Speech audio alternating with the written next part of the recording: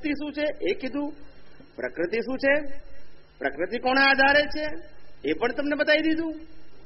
હવે આપણે શું કહેવાનું? ભગવાન છૂટા રહીએ. ભગવાન કે છૂટા રહો એ બેસ્ટ છે.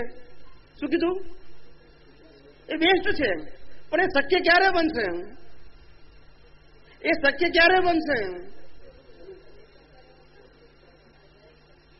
છૂટા રહેવાનું શક્ય ક્યારે બનશે? આખો રિલેટિવ પાર્ટ જે છે એ જ્યાં સુધી સૈદ્ધાંતિક નહીં સમજાય ત્યાં સુધી લપસી જ પડવાના. એટલે કે દ્વંદ્વવાળો માર્ગ જ્યાં સુધી રિલેટિવમાં સમજાય છે તમારી સમજણમાં ત્યાં સુધી લપસવાના જ. તો કે જે ભગવાન જ્ઞાન જાણ્યા પછી લપસી જઈએ? તો કે ઇતિહાસમાં ઘણા દાખલા છે એવા લપસેલાના. હજારો વર્ષનું તપ પણ 5 મિનિટમાં ખલાસ થઈ જાય. ના સમજાયું? ના સમજાયું ને? હજારો વર્ષનું તપ 5 મિનિટમાં ખલાસ થઈ જાય. કાચો પલટિયારે ને પણ જ્ઞાન તો છે એની પાસે, તો શેમાં કાચો પડ્યો?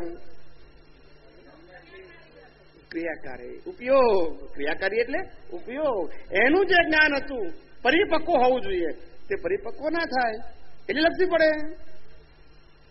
એટલે આ તો સ્થૂળ દાખલો છે. જે બહાર બને છે તો વ્યવસ્થિત ને આધીન છે. એવું અંદર લપસી પડે ત્યારે બીજ પડી જાય. શું પડી જાય? આપણને લાગે પણ હમણાં કર્મ ના બંધાય તો એને દાદા ભગવાને પેન્ડિંગ કીધું. આ બધું સમજવાનું છે બધું. કારણ કે તમે બાંધનારા નવ નથી પણ તમે લપસ્યા એ જ નવ બંધાયું. નવ એટલે કેરી ફોરવર્ડ છે. એ તમારો ભોગવટો શું રહ્યો? બાકી રહ્યો. બરાબર છે કે તમારાથી પોતાના સ્વરૂપમાં ના રહેવાયું અને તમે કે લપસી ગયા, તન્મય થઈ ગયા એટલે પેન્ડિંગ રહ્યું. બરાબર કહ્યું છે. ના રહેવાનું કારણ એક જ, સૈદ્ધાંતિક જ્ઞાન પરિપક્વ ના થયું. પરિપક્વ ના થયું અને પણ તમારું જ્ઞાન પરિપક્વ ના થયું. હા, એ પણ ખરું. જ્ઞાની પુરુષે અનુભવ જ્ઞાન પરફેક્ટ આપ્યું પણ ડાયજેસ્ટ કેટલું કરી શક્યા એ તો આપણો વ્યક્તિગત પ્રશ્ન થઈ જાય ને. એ પણ છે. અને કે પોતાની સ્થિરતા પણ એવી આવી નથી, સામર્થ્ય આવ્યું. જેટલું ડાયજેસ્ટ થાય એટલી સ્થિરતા આવે. કર્મો ઉદય કર્મ કે એનું બરાબર એટલે આ હોય એ બરોબર છે. પણ અહીંયા આપણે જ્યાં વાંચ્યું એમાં એ કે છે, હવે આપણે પ્રતિષ્ઠિત આત્મા અજ્ઞાન અવસ્થાની વાત કરી લઈએ છીએ, પછી જ્ઞાન અવસ્થા આવે છે. તો કે અજ્ઞાન અવસ્થામાં મૂળ આત્મા તો છે જ, પ્રતિષ્ઠિત આત્મા છે. ના પણ તમારો પ્રશ્ન હું સમજી ગયો, વગર પૂછે સમજી ગયો.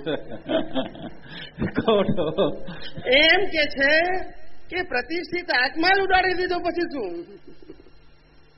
પ્રતિષ્ઠિત આત્મા ઉડાડ્યો મતલબ સંસારના સ્થૂળ સૂક્ષ્મ સંજોગોથી મને સુખ મળશે એ માન્યતા ઉડી